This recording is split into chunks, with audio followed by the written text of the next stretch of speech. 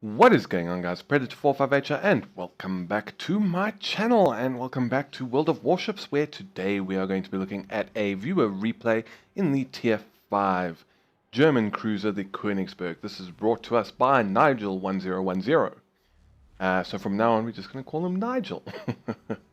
Now, it's a pretty good match, and as he said in the email that he sent me, it kind of at the later parts goes on to show the strengths of the turret placements, you know, with having the two turrets at the back of the ship. And then you can just quickly see him saying in chat that the range on his guns is crazy, nearly 20 kilometers, so that's not bad at all. Anyways, we are on, God, what's this map called? Straight? I think this one's straight. And yeah, it's a pretty good game. I think he is top tier, if I remember correctly. I don't think there are any tier 6s. And there is the first target that has been spotted. It is a Myogi, excuse me, at 15 kilometers. So he's going to try and take a sneaky salvo over the mountain. And they made it, but it doesn't look like he was able to give it enough lead. But no, never mind. He does manage to get 4 hits. And the Myogi has lost 1200 health. I presume that was Nigel's damage. I didn't see anything else. Any other allied shells on the way to the Myogi. And we currently have a squadron of torpedo bombers coming in. So I think Nigel and this Wyoming, possibly, has the Wyoming seen it? He is turning, but he stopped turning, so no, I don't think he's seen it. Nigel's heading straight towards them, trying to see if he can maybe help out, get some extra guns on target, but obviously being a Tier 5 cruiser, the anti-aircraft capabilities are nothing to write home about, even on the American cruisers. So we have an enemy Wyoming at 11 kilometers. Manages to get 3 hits, does 1600 damage. Incoming fire, he is able to dodge them like a boss. And now he's just getting all his turrets turned around on target, his 2 rear turrets. Firing off everything as it's pretty much ready. And those shells are looking pretty good.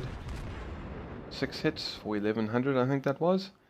And now his cavalry, his fellow battleships, friendly battleships, have arrived. 2 Wyomings versus a Wyoming and a Myogi, and then obviously with Nigel 1010 backing them up, and there's also a Furutaka lurking around there. 5 hits, sets one's fire, does 1400 damage. They're not doing too bad with these 1700 damage on that salvo, with these German HE shells, which are supposed to have a lower damage output and lower fire chance than American or Japanese high explosive rounds. More salvos going in, and that's another fire he set. He's set 3 already. Those shells kind of splicing a little bit. He's calling out, trying to coordinate the battleships around him, saying concentrate fire on Grey Wolf, which is not a bad plan. The quicker you can get that set of guns out of the equation, the better it is. So more shells going in, another 4 hits, and there's the Furutaka, but yeah, there we go, set fire once again. This Wyoming is down to 3,000, less than 3,000 health now, and with those fires burning and those vinyl shots, he is able to finish off the Wyoming and secure his first kill of the match. Unfortunately, this friendly Wyoming on the starboard side has just been killed as well. So he has switched over to armor piercing, and he is putting some fire down on this Furutaka, who was going, I think, a little bit slower than he expected. Did manage to get a few hits, knock out a gun, but no citadels. 7 hits for 6,300 damage though on that salvo, so that was pretty nice. 2,500 damage from that, and that was a bit unfortunate. I mean, there was so many shells there landing in and around the citadel area. But now we are within 9 kilometers of this Myogi. torpedo bombers coming in. He switched back to high explosive, just trying to get the turrets turned around. Torpedo bombers coming in for the battleship, friendly battleship behind him. And there is a Kohlberg, tier 3, German piece of rubbish. He has been set on fire though, but he has immediately put that out. He returns the favor and sets the Kohlberg on fire immediately. Manages to shoot down a plane, but I don't think he did that before they got all their torpedoes in the water. Taking the lead on the Furutaka, still firing, where he switched back to armor piercing. Good lead, really good lead on that salvo, but unfortunately I think the Furutaka turned in towards him, and there was no joy on that salvo. None of them managed to find their mark. He does manage to land 2 hits in the next salvo. He's switching over to high explosive, or has switched, to put some fire back down on this Myogi. Unfortunately those shells miss. But it's currently just him and this allied Wyoming holding down this flank versus Furutaka, Kohlberg and the Myogi. So they are outnumbered. But thankfully these enemy ships who have the numerical advantage are not pushing. Takes 2000 damage from the Furutaka. Gets a few hits on the Myogi and I think did some critical damage, knocked out an AA gun or something minor. He's going to fire another salvo. Wyoming looked like he took a big hit at some point. And those shells just had too much elevation. And not enough lead on those ones. But still, I mean, we all know firing cruiser guns at 14 kilometers can sometimes be difficult. Not always the easiest to lead. And those are all landing short, but he does manage to land 3 hits for no damage. A few more hits there. This Wyoming is still heading towards the enemy fleet, enemy vessels, which is a bit of a mistake, I think. Nigel has done the smarter thing and he takes out the Kohlberg's engine, and he did sort of stay back a little bit, sets the Kohlberg on fire. So I mean, for a ship that's supposed to have less fire potential than the American or Japanese counterparts, 6 fires already is not bad at all. Those kind of splice a bit, but he does have a very narrow target to shoot at. That's to be expected. Just continuing to fire. He is moving up now to try and help out the Wyoming a bit. But no one seems to want to focus on him. They're all trying to get the Wyoming out of the match. And there we go, torpedoes. I'm not sure if the torpedoes got him, and I think it was, yes, the carrier. And is that the Kohlberg gone? So, it's just this Myogi now, and that Furutaka who's buggered off somewhere. 7 hits, fire again. And I think we're going to have some incoming fire from the... another fire. Some incoming shells from the Myogi fairly soon.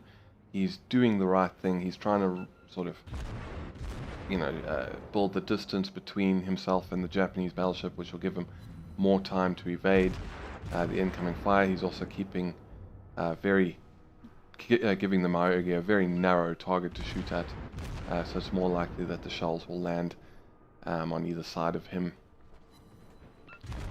And now you can see, I mean, doing very little damage with each hit. He takes heavy damage from the Myogi, returns the favor with 562. Those shells are looking good. 4 hits and absolutely no damage with those. And now the Furutaka is back in the mix. He runs into the border briefly, but he is turning away from it. He's not trying to exploit it. It was just not quite watching where he was going and just accidentally running into it. Takes some light damage, sets the Myogi on fire again, so that's 9 fires. And those shells are looking pretty good on the Furutaka. Takes out the torpedo tubes, gets another 5 hits. And more accurate fire, another fire set. just kind of looking around to see where he's going to go, where his teammates are.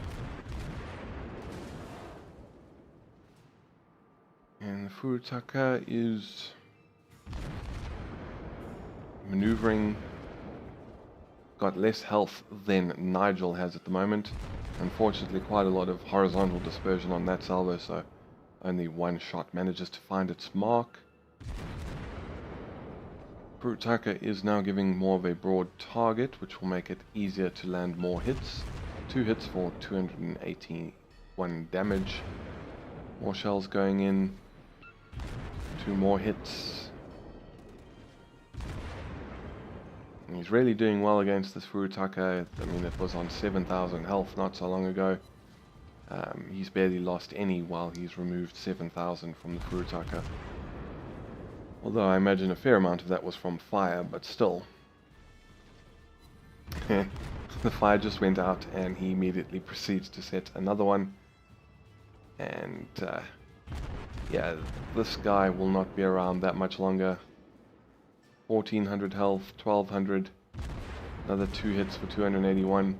So yeah, I mean here you can really just see the HE damage potential sometimes is really crappy. 308, 138, and there we go. He sinks the Furutaka for kill number 2, and he's almost got 200 hits already. 11 fires, so pretty impressive. And now he's got to deal with this Miyogi by himself. Miyogi has 18,000 health left. He's got a good amount of distance between himself and this battleship, so he'll have plenty of time to maneuver. But I'm just trying to remember here, I think he might be going to try and close the distance a little bit at some point. They're not doing it right now. And again, he's calling out the Miyogi, telling his team to concentrate fire, sets another fire, and just, yeah, trying to get them to all work together and remove this battleship from the equation. And this battleship's going to have a really, really tough time landing his shots on a cruiser at such a long range. And now we've got another Furutaka. This guy is really close, 7 kilometers. He is turning. So, well, he was turning. It looked for a moment like he was potentially trying to get his torpedo tubes on target to launch a spread at the German cruiser. Down to 2,600 health, gets 5 hits for just under 600 damage.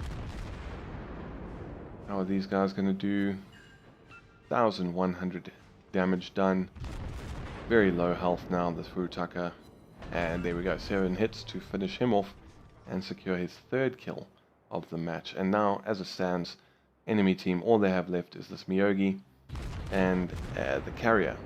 And you can just see how far these guns can shoot. The Miyogi is so far away that it's not even spotted, but he can still easily reach the Japanese battleship. So I think this is now, and there we go, at 16.8 it is respotted. It looks like it's trying to turn around. He's calling out the battleship once again, and Jericho, who is in the battleship just in front of him, is saying they must stick together, while the carrier player is sort of coordinating and saying that he's going to go after the enemy carrier. And it's really good to see teams working like this, you know, together in a random battle. No one's calling each other stupid or insulting someone's mother. You know, they're just working together, getting the job done, trying to keep each other informed of what they're all going to do. And that's not something you see all that often in a random battle. Does happen, just not very frequently. But he's continuing to try and find his mark. On this Miyogi, you can see, I mean, at this range it's going to take his shells nearly 14, 15 seconds to get there. That's a lot of lead that he needs to give it, this battleship, and he's kind of not giving quite enough, so a lot of the shells are landing right at the very back. And, well, he's got another fire. This Miyogi's down to less than 13,000 health. And I think, yeah, him and Jericho are potentially going to sail down the strait through the middle So I think there is a lull in action coming up. And there the carrier is spotted, but no shot. So I'm going to skip forward to when they re-engage the Myogi. Alright, and we are nearly in a position where we can begin firing on the Myogi. Jericho in the battleship in front of him, that was Wyoming, I think, did get there first, but Nigel is just behind and can now start putting... Oh no, it's not at Wyoming, it's an Isizuchi. What am I saying? 7 hits, 500 damage, and this is not a particularly good position to be in a cruiser, less than 10 kilometers away from a battleship. He sees the incoming fire, immediately turns in towards them and manages to miss all of the incoming shells. Unfortunately, those shells splice. These ones, 2 hits, but no damage, unfortunately. They seem to be kind of hitting the armor belt a little bit more. Sets them on fire again, but they were hitting the armor belt a little bit more than the superstructure of the ship. And here's the Hosho. This is a very bad place for a carrier to be. So he's just turning his ship to try and get all guns on target. 5 hits, 2,800 damage, I believe that was. No fire, unfortunately, no citadel hits. But that health pool of the Hosho is going down very quickly, and he will be removed right there. Total of 20 hits to remove him, and sets him on fire with one of the final rounds that hit him. And now it is just 3 versus 1. Battleship, cruiser, and carrier versus a lone battleship. Fires in the salvo, 3 hits for not a whole lot of damage. The battleship is still absolutely set on destroying Nigel's Konigsberg. Down to 1400 health, 3 hits, and he manages to secure the final kill of the match. So I think you will agree that was not a bad game at all. Pretty enjoyable to see. And as you can see, he managed to earn himself 165,000 credits, 1,500 experience, getting 300 target hits on the dot, shooting down 3 enemy aircraft, 4 incapacitations, 5 kills, and 16 fires. Not bad at all. As for the team results, he came first place on his team with 1,554 base experience. The Minikaze came second. Isizuchi third. On the enemy team, it was a Nicholas with 1,063 base XP that managed to finish top of the enemy team. As for the detailed report and the damage done, he managed to do 12,500 armor piercing damage, 61,000 HE damage, and just under 20,000 from those, 15 fires. But anyways, Nigel, thank you very much for sending in this replay. I certainly enjoyed watching it, and I hope you guys enjoyed it as well. But yeah, that is it for this video. If you enjoyed, please feel free to hit the thumbs up button and consider subscribing for more World of Warships content, as well as Armored Warfare, War Thunder, and a few other things that I throw into the mix from time to time. But yeah, that's it from me. Thank you very much for stopping by. This is Predator 458 signing off, and I will see you guys next time.